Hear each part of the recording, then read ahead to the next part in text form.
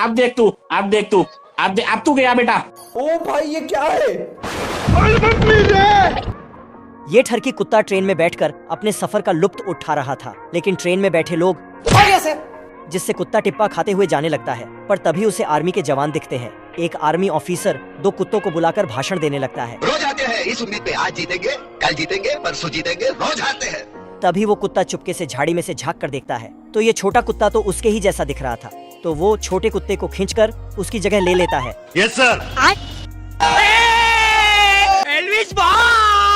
फिर वो कुत्ता एक घर में आग लगा डालता है और भागकर एक पेड़ के पीछे छुप जाता है। महेश दल्ले।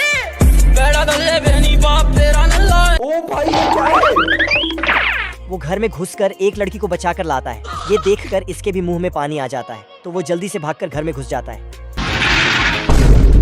भाग जा यहाँ से, यहाँ कुछ नहीं मिलेगा। अब यहाँ तक आए हो तो एक लाइक जरूर करना।